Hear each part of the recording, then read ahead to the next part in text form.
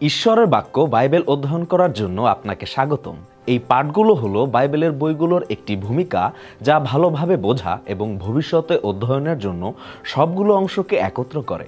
আপনাকে যোগ দেওয়ার জন্য ধন্যবাদ, কারণ আমরা এটিকে বোঝার এবং কিভাবে আমাদের জীবনে এই সত্যকে প্রয়োগ করা যায় তা শিখছি। বাইবেলের প্রতিটি বই অধ্যয়ন করার আগে কিছু প্রশ্নের উত্তর জানা প্রয়োজন। প্রথমত, বাইবেল কি? দ্বিতীয়ত, বাইবেলের উদ্দেশ্য কি? আর শেষটি হলো কিভাবে আমাদের এটি পড়া উচিত। বাইবেলকে দুই ভাগে ভাগ করা হয়েছে, যেগুলোকে আমরা খ্রিস্টিয়ানেরা বলি নিয়ম। এই নিয়মগুলোকে আরও ৬৬টি বইয়ে ভাগ করা হয়েছে। যদি কেউ প্রতিটি বই জরিপ করেন, তাহলে ৩টি বিষয় দেখা প্রয়োজন। প্রথমত, প্রতিটি বইয়ের বিষয়বস্তু পর্যবেক্ষণ।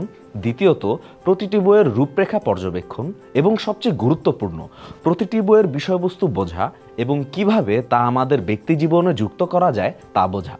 বাইবেল অধ্যয়ন প্রত্যেক বিশ্বাসীকে দক্ষ হয়ে উঠতে সাহায্য করবে, যাতে তারা তাদের বিশ্বাস সম্বন্ধে বুঝতে পারে এবং আরও কার্যকারীভাবে বন্ধু, পরিবার এবং প্রতিবেশীর সাথে যোগাযোগ করতে পারে। আমাদের একটি বিশ্বাস আছে, পরিচর্যা হলো শুধুই পালকদের কাজ। মণ্ডলীর সাথে আমাদের সম্পর্ক নেতাদের কাছ থেকে আমরা কি পাবো সেই কেন্দ্রিক। ইফিসীয় 4:11-13 অনুসারে প্রেরিত পৌল এমন একটি মণ্ডলীর বিষয়ে স্বপ্ন দেখছেন, যেখানে সেবা কাজের জন্য নেতাদের দ্বারা প্রশিক্ষিত সেবাকারীতে পূর্ণ থাকবে। সেই মণ্ডলীতে এমন লোক থাকবে যারা মণ্ডলী গঠনে, খ্রিস্টের সেবায় এবং অন্যদের সাথে খ্রিস্টের জ্ঞান প্রচারে এবং খ্রিস্টের মতো পরিপক্ক বিশ্বাসী হওয়ার জন্য সাহায্য করবে। তিনি বলেছেন, তিনি কিছু লোককে প্রেরিত, কিছু লোককে নবী এবং কিছু লোককে সুখবর প্রচারক এবং কিছু লোককে পালক ও শিক্ষক হিসেবে নিযুক্ত করেছেন, যেন ঈশ্বরের লোকেরা তাঁর সেবা করবার জন্য প্রস্তুত হয় এবং এইভাবে খ্রিস্টের দেহ গড়ে ওঠে। এর উদ্দেশ্য হলো আমরা যেন সবাই ঈশ্বরের পুত্রের উপর বিশ্বাস করে এবং তাকে ভালো করে জানতে পেরে এক হই। আর খ্রিস্ট যেমন সমস্ত গুণে পূর্ণ, তেমনি আমরাও যেন সমস্ত গুণে পূর্ণ হয়ে পরিপূর্ণ হই।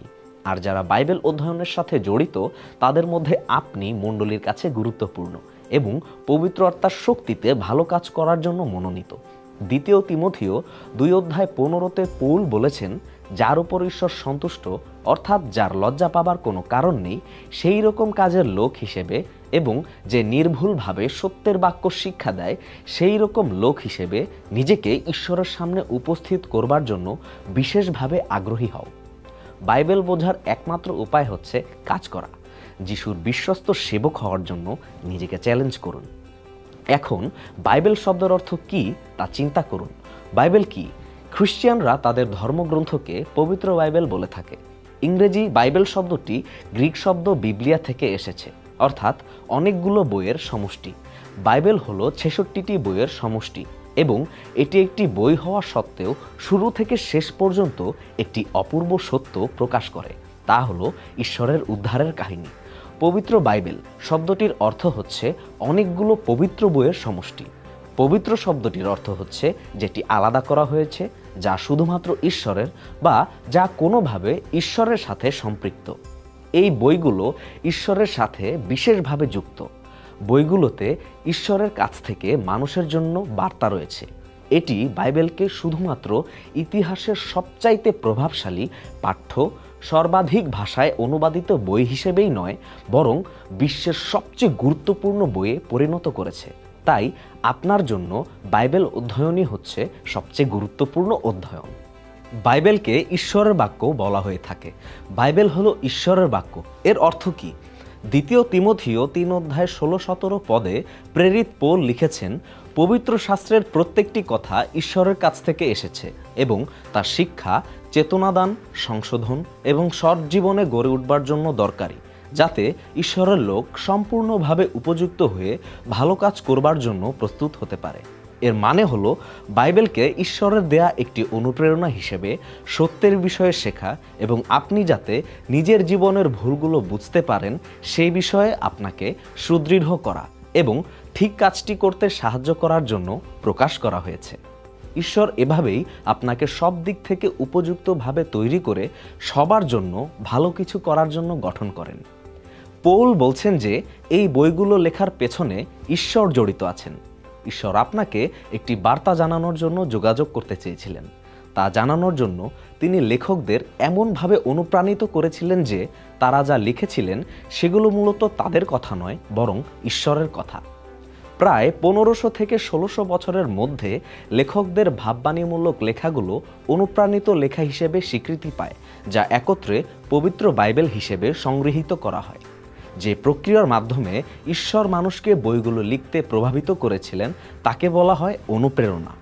পৌল বলেন যে বইগুলো ঈশ্বরের কাছ থেকে অনুপ্রেরণার মাধ্যমে এসেছে।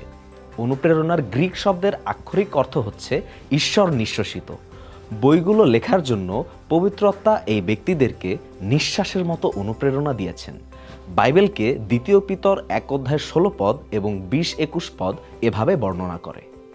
আমাদের প্রভু যীশু খ্রিস্টের শক্তি ও তার আসবার বিষয়ে তোমাদের কাছে জানাতে গিয়ে আমরা কোনো বানানো গল্প বলিনি। তবে সব কিছুর উপরে এই কথা মনে রেখো যে শাস্ত্রের মধ্যেকার কোনো কথা ভাববাদীদের মন গড়া নয়, কারণ নবীরা তাদের ইচ্ছে মতো কোনো কথা বলেননি। পবিত্র আত্মার দ্বারা পরিচালিত হয়েই তারা ঈশ্বরের দেওয়া বাক্য বলেছেন। তাই প্রেরিত পৌল যখন দ্বিতীয় তিমথিও 3:16-17 পদে বলেন বাইবেলের অলৌকিক বিষয়টি অনুপ্রেরণার একটি প্রক্রিয়ার মধ্য দিয়ে এসেছে, পিতর এখানে বলেছেন অনুপ্রেরণা কি। সেই ব্যক্তিরা এই বইগুলোতে যা লিখেছিলেন সেগুলো তাদের মধ্য থেকে আসেনি, ঈশ্বরের কাছ থেকেই এসেছে। বইগুলোর সমস্ত লেখাই ঈশ্বরের হৃদয় থেকে এসেছে। ঈশ্বর তার কথাগুলো পবিত্র আত্মার মাধ্যমে মানুষের কাছে পৌঁছে দেন। একই সাথে ঈশ্বরের আত্মা বইগুলো লেখার জন্য পৃথক ব্যক্তিকে ব্যবহার করেছেন এবং সেক্ষেত্রে তাদের ব্যক্তিত্ব ও ধরনকে ব্যবহার করেছেন। পবিত্র আত্মা এই ব্যক্তিদেরকে লেখার জন্য নির্দেশনা দিয়েছেন, কিন্তু মূল বার্তাটি তাদের জন্য নয়। যখন শাস্ত্রগুলো প্রকাশ করা এবং লেখা হয়েছিল তখন ঈশ্বরের আত্মা এবং মানুষের মধ্যে শক্তিশালী একটি সম্পর্ক ছিল। পিতর বহন করা শব্দটিকে বোঝানোর জন্য ফেরো নামের চমৎকার একটি গ্রিক শব্দ ব্যবহার করেছেন। যেসব এলাকায় অনেক জল আছে সেখানে লোকেরা এক পার থেকে অন্য পারে যাবার জন্য ব্রিজের পরিবর্তে ফেরি ব্যবহার করে। গ্রিক ভাষায় বহন করা বলতে ফেরো শব্দটিকেই বোঝায়। এজন্যই পিতর বলেছেন ঈশ্বর এই লোকদেরকে বহন করে তার পরিকল্পিত জায়গায় নিয়ে গিয়েছেন। বাইবেলের বইগুলো কখন লেখা হয়েছিল বা কখন এর লেখকেরা বেঁচে ছিলেন তার উপর ভিত্তি করে সংযুক্ত করা হয়নি। 66টি বইকেই তাদের নির্দিষ্ট ধরন অনুযায়ী সাজানো হয়েছে। বাইবেলের বইগুলো দুটি অংশে বিভক্ত। প্রথম ভাগ হলো পুরাতন নিয়ম, যার মধ্যে রয়েছে 39টি বই, আর অন্যটি হলো নতুন নিয়ম, যার মধ্যে রয়েছে 27টি বই। এটি সবসময় একরকম ছিল না। যেমন যিশুর সময়ে পুরাতন নিয়ম এবং নতুন নিয়ম বলে আলাদা কিছু ছিল না। নতুন নিয়ম তখনও লেখা হয়নি, তাই যিশুর সময়ের বইগুলোকে ঈশ্বরের বাক্য বা শাস্ত্র বলা হতো। নতুন নিয়ম লেখার পরে এবং সবগুলো বই একত্রিত করার পরই পুরাতন নিয়ম ও নতুন নিয়ম হিসেবে দুইটি ভাগ করা হয়। পুরাতন নিয়মের বইগুলোর মূল বার্তা হলো যিশু আসছেন। শাস্ত্রানুযায়ী সৃষ্টির শুরুতে ঈশ্বর ও মানুষের মধ্যে দারুণ ঐক্য ছিল। ঈশ্বর মানুষকে স্বাধীন ইচ্ছা দিয়ে তৈরি করেছিলেন, কিন্তু মানুষ ঈশ্বরের কাছ থেকে দূরে সরে যাওয়াকে বেছে নিল। ঈশ্বর বিদ্রোহ বা অবাধ্যতাকে কখনো প্রশ্রয় দেন না বলে তাঁর সাথে মানুষের সম্পর্ক বিচ্ছিন্ন হলো। ঈশ্বরের সাথে মানুষের এই বিচ্ছিন্নতাই হলো প্রধান সমস্যা, যেটি নিয়ে শাস্ত্র কাজ করে। পুরাতন নিয়মে ঈশ্বর বলেছেন, আমি এই বিচ্ছিন্ন সম্পর্ক উদ্ধারের জন্য কিছু একটা করব। নতুন নিয়মে ঈশ্বর বলেছেন, এখন আমি সেই বিচ্ছেদের বিষয়ে কিছু করেছি, তুমি কি আমাকে বিশ্বাস করো? দেখুন, পুরাতন নিয়মের বইগুলো বলে যে যিশু আসছেন এবং তিনি ঈশ্বর ও তাঁর সৃষ্টির সাথে বিচ্ছিন্ন হয়ে যাওয়ার সম্পর্ক পুনরুদ্ধার করবেন। নতুন নিয়ম এই সুখবর বলে যে যিশু এসেছেন এবং তিনি এই বিচ্ছিন্ন হয়ে যাওয়ার সম্পর্ক পুনরুদ্ধার করেছেন। মার্কের সুসমাচারের দুটি শব্দ সম্পূর্ণ নতুন নিয়মের সারমর্ম প্রকাশ করে। তা হলো মার্ক 1:9 পদ, যিশু এসেছেন। পুরাতন নিয়মের বইগুলোকে 4 ভাগে সাজানো হয়েছে। প্রথমটি হচ্ছে তোরা, যাকে পেন্টাটুক বা পঞ্চপুস্তকও বলা হয়। এগুলো সৃষ্টির শুরু থেকে ঈশ্বর ও মানুষের সম্পর্ক, মানুষের পাপে পতন এবং মহাবন্যার সমস্ত ঘটনা প্রকাশ করে। এগুলো অব্রাহাম, ইসহাক, যাকব, যাকে ইসরায়েলও বলা হয়, এবং তার সন্তানদের মধ্য দিয়ে ঈশ্বরের প্রতিজ্ঞাগুলোকে বর্ণনা করে।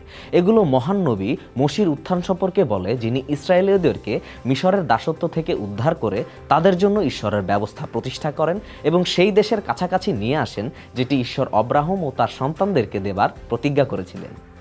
তোরার পঞ্চপুস্তকের পর 12টি ইতিহাস বই রয়েছে। এই 12টি বইয়ে মসির সহকারী হিসেবে যিহোশূয় যখন ইসরায়েল জাতিকে প্রতিজ্ঞাত দেশে নিয়ে এসেছিলেন, সেই সময় থেকে দুর্দশার সময় শাসক হিসেবে যেসব বিচারপতির উত্থান হয়েছিল তাদের সময়কাল সহ মেসোপটেমিয়াতে ইসরায়েল জাতির নির্বাসনের আগে যে রাজারা তাদের শাসন করেছিলেন তাদের গুরুত্বপূর্ণ ঘটনা বর্ণনা করা হয়েছে। ঈশ্বরের লোকেরা তোরার সেই পঞ্চপুস্তক কখনো পালন করত, আবার কখনো না। যখন করেছে তারা আদর্শ হয়ে উঠেছে, যখন বাধ্য হয়নি তখন তাদের জীবন ঝুঁকিতে পড়েছে। ইতিহাসের বইয়ের পরেই রয়েছে কবিতার বই। বইগুলো হলো তাঁর লোকদের কাছে ঈশ্বরের বার্তা, যেন তারা পৃথিবীতে তাঁর বাক্যে জীবনযাপনের চেষ্টা করতে পারে। কবিতার বইগুলোতে ঈশ্বর মানুষের হৃদয়ে একটি বার্তা দিয়েছেন। যেমন ইয়োব পুস্তকে ঈশ্বরের লোকেরা যখন কষ্ট ভোগ করে তার জন্য ঈশ্বরের একটি বার্তা রয়েছে। গীতসংহিতায় তার বার্তা হলো আরাধনার সময়ে আপনার হৃদয়ে যে বিষয়গুলো কাজ করে সেই বিষয়ে শিক্ষা। হিতোপদেশ পুস্তকে ঈশ্বর শিক্ষা দিয়েছেন প্রতিদিন অন্যান্য মানুষের সাথে আমাদের সম্পর্ক কেমন হওয়া উচিত। উপদেশক হলো ঈশ্বরের কাছ থেকে তার লোকদের জন্য একটি বার্তা, যখন তারা তাদের হৃদয়ে জগৎ সম্পর্কে সন্দেহ ও হতাশার অভিজ্ঞতা লাভ করে। পরমগীত হলো মানব প্রেমের সৌন্দর্য ও সংগ্রাম সম্বন্ধে ঈশ্বরের লোকদের কাছে একটি বার্তা। শেষে চতুর্থ অংশটিকে বলা হয় নবীদের পুস্তক, যা 2 ভাগে বিভক্ত। এর প্রথম অংশটি হলো বড় নবীরা, দ্বিতীয়টি হলো ছোট নবীরা। বড় নবীরা ছোট নবীদের থেকে বেশি ক্ষমতাবান বলে তাদেরকে বড় নবী বলা হয়নি। এজন্যই বলা হয়েছে কারণ তাদের সময়কাল ছোট নবীদের থেকে দীর্ঘ। নতুন নিয়মে 4 ধরনের পুস্তক রয়েছে। প্রথমটি হলো যিশুর জীবন ও পরিচর্যা কাজ সম্পর্কে 4টি ঐতিহাসিক বই। সেগুলো হলো মথি, মার্ক, লুক ও যোহন লিখিত সুসমাচার। দ্বিতীয়টি হলো প্রাথমিক মণ্ডলীর জীবন ও পরিচর্যা কাজ সম্পর্কেও ঐতিহাসিক বই, প্রেরিতদের কার্যবিবরণী বা সংক্ষেপে প্রেরিত পুস্তক। এরপর খ্রিস্টীয় মণ্ডলীগুলোতে প্রেরিতদের পাঠানো কিছু চিঠি রয়েছে, যাকে বলে দ্য অ্যাপোস্টলস। এটি 2 ভাগে বিভক্ত, পৌলের লেখা পত্রাবলী এবং সাধারণ পত্রাবলী, যার মধ্যে রয়েছে ইব্রিয়দের কাছে পত্র এবং যাকব, পিতর, যোহন ও জিহুদার লেখা পত্রাবলী। নতুন নিয়ম একটি দারুণ প্রতীকী সম্পন্ন বা স্বর্গীয় রহস্য উন্মোচনের বই দিয়ে শেষ করা হয়েছে, যাকে প্রকাশিত বাক্য বলা হয়। এটি বোঝা বেশ কঠিন, তাই সম্পূর্ণ বাইবেলে মোট 66টি বই রয়েছে।